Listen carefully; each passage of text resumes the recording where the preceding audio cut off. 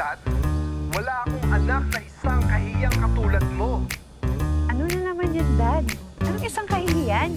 Nakita ko ang video mo sa hotel, may kasama ka ng dalawang lalaki. Dalawa lang pala, Dad eh. Gusto mo gawin ko pang 5 yan eh. Bumalik ka na dito sa bahay ngayon na.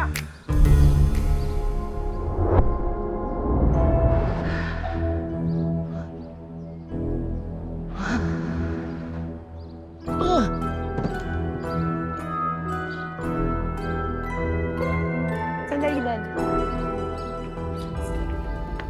Sir? Sir, okay lang po ba kayo? Okay lang po ba kayo? Ano nararamdaman niyo? Umiikot ang paligid ko. Isa po akong doktor. Maraming salamat, Iha. Magpadala na kayo sa ospital para ma-check na rin po kayo. Kaya patuloy po.